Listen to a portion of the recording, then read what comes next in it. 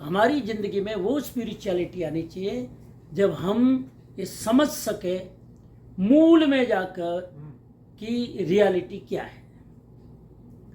मूल में जाकर कई बार आंखों देखा भी गलत हो सकता है, कई बार कानों से सुना हुआ भी गलत हो सकता है।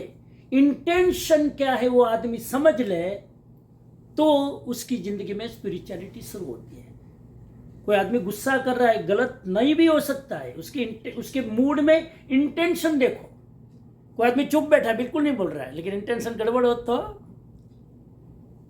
वो चुप इसलिए बैठा है कि सत्य छुपाना चाहता है, वो आदमी भी चुप रहता है। मैं आपको बता दूं एक छोटी सी बात, फिर क्वेश्चन आंसर शुरू करें। Intention is very interesting. Jainism पूरा का पूरा इंटेंशन के ऊपर खड़ा है। आदमी का इंटेंशन क्या है? मैं लेक्चर दे रहा हूं, नो इम्पोर्टेंट, उसके पीछे इंटेंशन क्या है? अब लेक्चर सुन रहे हो, नो इम्पोर्टेंट, पीछे इंटेंशन क्या है? Intention is very important.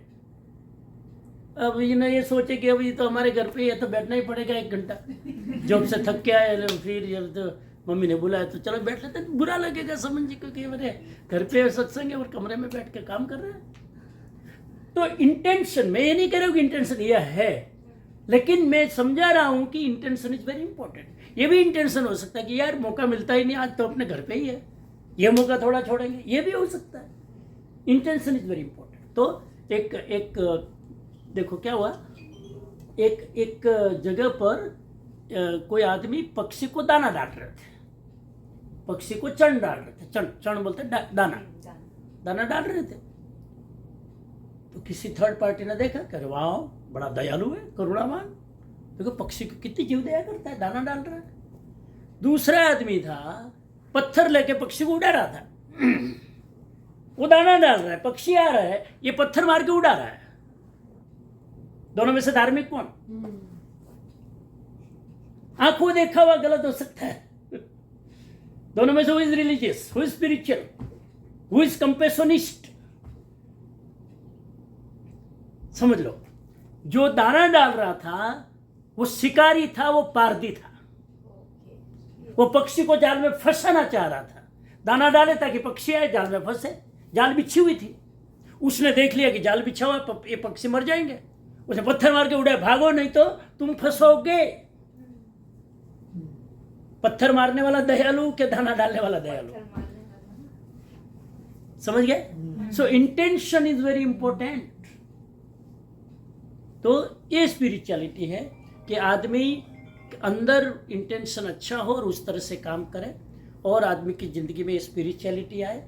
Spirituality आए का मतलब है सेल्फ अवेयरनेस आए, अपने प्रति सेल्फ अवेयरनेस, दूसरों के प्रति सेल्फ अवेयरनेस। आदमी भूल कर भी अपने इमोशन के द्वारा किसी का नुकसान न करे, आदमी भूल कर भी अपने स्वार्थ के लिए किसी का नुकसान न करे। इस तरह से अगर स्पिरिचुअल लाइफ जीता है, religious life is different, spiritual life is different. ज़्यादा टाइम नहीं है, लेकिन रिलीजियस लाइफ वो है कि रोज मंदिर जाएगा, रोज पूजा करेगा, रोज नवकर मंत्र की माला गिनेगा, रोज सामायिक करेगा, जो नित्य क्रम में करेगा। नित्य क्रम करना वो रिलीजियस। स्पिरिचुअल आदमी वो है कि 24 घंटा उसके इमोशन बैलेंस रहते हैं, उसका माइंड सेट रहता है, कभी किसी का बुरा नहीं करता है, रोज मेडिटेशन में बैठता है, ध्यान करता है, सेल्फ रियलाइजेशन करता है, वो आदमी स्पिरिचुअल है। स्पिरिचुअलिटी का कनेक्शन धर्मस्थान से नहीं है, कोई लेक्चर सुनने से नहीं है।